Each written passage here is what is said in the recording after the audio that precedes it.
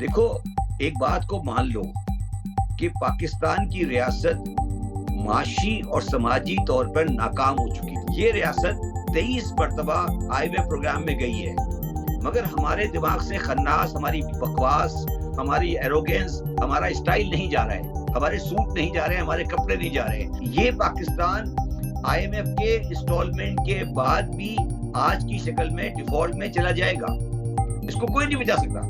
तो कोई चांस नहीं है कि आज के हालात में पाकिस्तान का आम आदमी किसी किस्म का सुकून का सांस ले सके अगले 5 साल। ये बात मेरी लिख लो कहीं। अब कोई पैसे नहीं दे रहा, आपके पास 5 बिलियन की डिमांड है IMF की, किसी ने 5 बिलियन की गारंटी भी नहीं दी है आपको। आप किस दुनिया में बैठे हैं?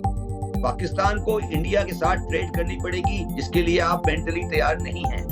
पाकिस्तान को 2 माशी हिस्सों में डिवाइड करना पड़ेगा, एक नॉर्दर्न पाकिस्तान होगा, एक सदर्न पाकिस्तान होगा।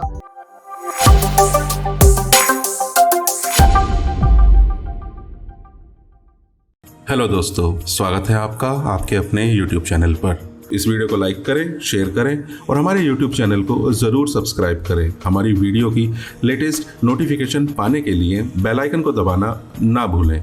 धन्यवाद। नाज़रीन, पाकिस्तान के जो माशी चैलेंजेस हैं, जिस IMF प्रोग्राम की तगोदौ कर रहा है पाकिस्तान, जो स्टाफ लेवल एग्रीमेंट होना बाकी है, जो $1.2 अरब के लिए जो पापड़ बेले जा रहे हैं, उस सारी सूरत हाल के अंदर एक आम आदमी का सबसे बड़ा सवाल यह है कि कब तक एक आम आदमी महंगाई की चक्की में पिसता रहेगा और कब तक एक आम आदमी सिर्फ कुर्बानी का बकरा बनता रहेगा। क्या अब की बार आम आदमी कुर्बानी का बकरा नहीं बनेगा?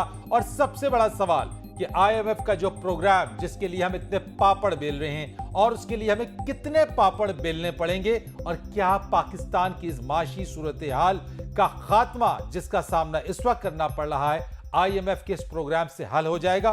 सर, सबसे पहले तो यह बताइएगा कि आज जो गवर्नमेंट ने फैसला किया है, फेडरल जो कैबिनेट है, और जो फैसले आए हैं, जो इकदाम उठाए गए हैं, जो प्राइम मिनिस्टर ने जिनका ऐलान भी किया है, क्या ये इकदाम काफी हैं? क्या ये सब कुछ होना चाहिए था जो अब हो रहा है? मैं अभी वो बैठा हुआ वही प्रेस कॉन्फ्रेंस देख रहा था। मुझे एक सवाल का जवाब दें कि जो प्रेस कॉन्फ्रेंस कर रहे थे उसमें वज़ीर आज़म के साथ कोई 8 आदमी 9 आदमी बैठे हुए हैं और उसमें से 7 आदमी टेक्निकली सो रहे हैं। देखिए, आप गौर से देखिए, उनके रिफ्लेक्शन को देखिए, रिफ्लेक्स को देखिए। मुझे एक सवाल का जवाब दें, वज़ीर आज़म से पूछ के कोई बंदा सवाल करे कि आपने बाकी 8 आदमियों को क्यों बैठाया हुआ है? ये क्या हो रहा है? मतलब ये किसी मुल्क में होता है कि ये 8 बंदे बैठे हुए कैबिनेट के प्रेस कॉन्फ्रेंस कर रहे हैं? किस बात के लिए? मतलब मुझे देखिए, तो ये जो इनका जो जिस तरह से ये कर रहे हैं ना, वो तो खुद ही ये रिफ्लेक्ट करता है कि ये इनके बस का काम नहीं है। यार, उसमें 9 आदमी बैठे हुए हैं बेसिकली। मुझे तो पूछो, वो जो 9 आदमी गाड़ी में आए, ये क्यों आए हैं? वो भी तो खर्चा है ना।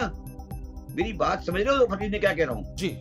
इनको अक्ल है कि चलो प्राइम मिनिस्टर आ जाते हैं, फाइनेंस मिनिस्टर आते हैं, ये बाकी 9 बंदे क्यों बैठे हुए साथ में? देखिए, मेरी बात सुने, मैं ये सारी चीजें जो ये कर रहे हैं, ये मैं पिछले 8-10 महीने से कह रहा हूँ, मगर ये तो बिल्कुल उस वक्त आ गए हैं जब ये बिल्कुल एंड होने लगा है पाकिस्तान की माशी सूरत हाल का। ठीक है, ये कुछ चीजें उन्होंने रिकमेंड दी हैं, मगर मुझे उसमें से कोई खास ऐसी चीज नजर नहीं आ रही जो मुझे कोई बहुत बड़ा सेविंग नजर आ रहा है, क्योंकि उन्होंने ये नहीं बताया कि सिक्योरिटी गाड़ियों का क्या होगा। क्या वज़ीर आज़म के साथ 7 गाड़ियां चलेंगी? क्या वज़ीर आज़म साहब मर्सिडीज में ही जाएंगे? क्या सारे वज़ीर आज़म सारे वुज़रा मर्सिडीज में ही जाएंगे? क्या अफसरान को प्लॉट दिए जाने चाहिए? वो कहते हैं एक से ज्यादा प्लॉट नहीं देंगे। ये फरीद साहब, मैं इस पर ज्यादा कमेंट नहीं करना चाहता। ये बेकार की बातें हैं, छोड़ दें। अभी इन्होंने थोड़े दिन पहले गाड़ियां इंपोर्ट की। मैं बार बार आप सब लोगों को समझा रहा हूँ, और शायद पाकिस्तान का माशरा, पाकिस्तान का मीडिया उसको समझना चाहता नहीं है इंटेंशनली। वो ये है कि IMF प्रोग्राम आपके किसी मसले का हल नहीं है।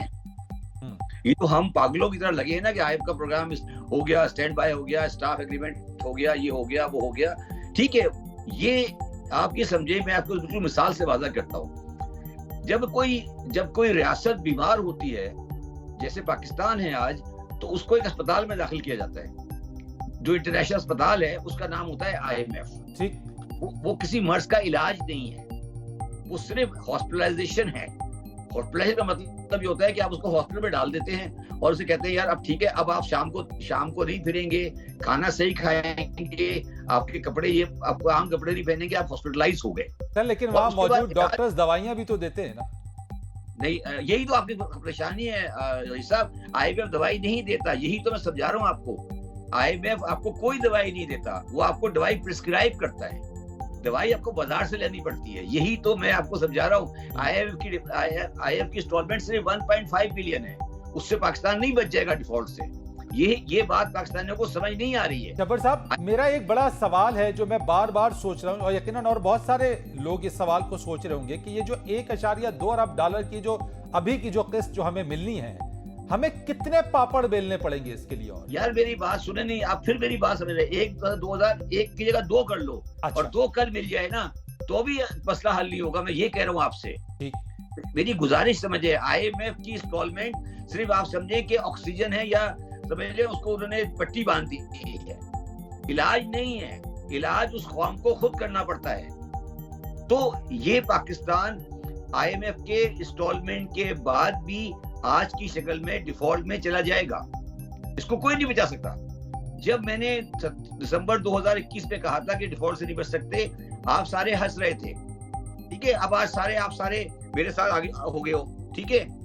आज आप सारे मेरे साथ हो गए हो कि हाँ जी ये डिफॉल्ट होने वाला है। मैं ये अर्ज करने की कोशिश कर रहा हूँ कि अगर IMF की इंस्टॉलमेंट आ जाती है, IMF का सपोर्ट आ जाता है, इसके बावजूद भी कोई गारंटी नहीं है कि पाकिस्तान अपनी इंस्टॉलमेंट्स, अपनी चीजें पे कर सकेगा। उसके साथ आपको लोन की रिस्ट्रक्चरिंग करनी पड़ेगी, आपको अपने इंपोर्ट का बिल कम करना पड़ेगा, आपको टैक्सेस रेवेन्यू बढ़ाने पड़ेंगे, आपका एनर्जी अकाउंट सही करना पड़ेगा, जिसके लिए पाकिस्तान की कोई तैयारी नहीं है। और जब ये सारी चीजें अपनी जगह पर है, तो कोई चांस नहीं है कि आज के हालात में पाकिस्तान का आम आदमी किसी किस्म का सुकून का सांस ले सके अगले 5 साल। ये बात मेरी लिख लो कहीं। तो सर ये जो बाकी आपने जो बात कर दी है, ये तो बिल्कुल आपने दरिया को कूजे में बंद कर दिया है। लेकिन IMF प्रोग्राम, दोस्त ममालिक से मिलने वाले कर्जे या कर्जों की रिस्ट्रक्चरिंग, ये लोगों को चरिया बनाने के लिए की जाती है बातें। दोस्त ममालिक से कर्जे, ये सब लोगों को पागल बनाने के लिए की जाती है। अगर ये सब चीजें सही होती तो आज 275 बिलियन, $275 होता। आज महंगाई की सरा 40% होती। ये क्या बातें कर रहे हैं? कौन से दोस्त ममालिक और क्या चीजें? बेकार की बातें नहीं करे। वो जमाने गुजर गए, वो जमाने गुजर गए। अब कोई पैसे नहीं दे रहा। आपके पास 5 बिलियन की डिमांड है IMF की, किसी ने 5 बिलियन की गारंटी भी नहीं दी है आपको। आप किस दुनिया में बैठे हैं? देखो फरीद रईस साहब, मेरी एक बात समझो, गौर से सुनो। देखो, एक बात को मान लो कि पाकिस्तान की रियासत माशी और समाजी तौर पर नाकाम हो चुकी है। अगर आप रियासत, इस नाकाम माशी रियासत को, ये रियासत 23 मरतबा IMF प्रोग्राम में गई है। ये दुनिया का वाहिद मुल्क है जो 23 मरतबा गया है IMF प्रोग्राम में, कोई और मुल्क नहीं गया। मगर हमारे दिमाग से खन्नास, हमारी बकवास, हमारी एरोगेंस, हमारा स्टाइल नहीं जा रहा है, हमारे सूट नहीं जा रहे हैं, हमारे कपड़े नहीं जा रहे हैं। हमारा प्राइम मिनिस्टर 8-8 बंदों को बैठा के प्रेस कॉन्फ्रेंस कर रहे हैं। किस दुनिया में बैठे हैं आप लोग यार? सर नए इंतखाबात क्या मामले को हल की तरफ ले जा सकता है? क्या जी? मैं कह रहा हूं कि अगर इलेक्शंस की जो बात हो रही है, यानी 2023 में तो वैसे ही इलेक्शन होना है, क्या एक जनरल इलेक्शंस पाकिस्तान के हालात को बेहतर तौर पे या बेहतरी ला सकता है? देखिए, इलेक्शन का ताल्लुक मईशत से नहीं है डायरेक्टली। इलेक्शन होगा, गवर्नमेंट आ जाएगी, इस गवर्नमेंट से मुख्तलिफ गवर्नमेंट होगी, 172 MNA और आ जाएंगे। मगर जो मैं पाकिस्तान के माशरे को जानता हूं, मैं वो आदमी हूं जो तकरीबन हर पार्टी से डायरेक्ट ताल्लुक रिलेट करता है। जो पाकिस्तान का इस वक्त सियासी स्ट्रक्चर बना हुआ है, उसमें इलेक्शन पाकिस्तान के पॉलिटिकल मसले का तो हल हो सकता है, मगर वो पाकिस्तान के माशी मसले का हल नहीं है। IMF क्या है? 3 सेकंड ग्रेड के आदमी, 3rd ग्रेड के आदमी, जिनका IMF में बहुत लो लेवल के आदमी है, वो आपके लिए पाकिस्तान जो अभी स्टाफ लेवल कहलाता है, स्टाफ का मतलब होता है नीचे वाला आदमी।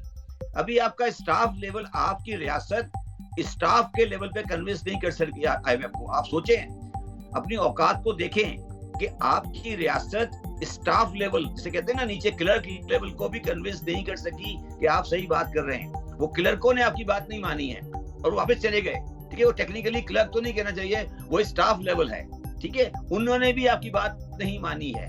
शबर साहब, ये तो चले सपोर्ट के लिए ना, लेकिन इसके मुस्तकिल हल के हवाले से, मुस्तकिल हल आपने बता तो दिया, लेकिन बात ये कि क्या विद इन पाकिस्तान हम पॉलिटिकली मामलात को लेकर ऐसे चल सकते हैं कि हम इस मसले को हल कर सकने की अहलियत रखते हैं? नहीं, पाकिस्तान की रियासत को रिकंस्ट्रक्ट होना पड़ेगा।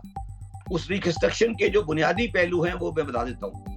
पाकिस्तान को एक बहुत सख्त टैक्स का निजाम लाना पड़ेगा, जिसमें आप अशराफिया की तमाम दौलत को टैक्स करेंगे, जो आज नहीं हो रही है और ये पार्टियां उनके लिए तैयार नहीं हैं। पाकिस्तान में डॉक्यूमेंटेड इकोनॉमी को प्रमोट करना पड़ेगा, वो इसके लिए तैयार नहीं है।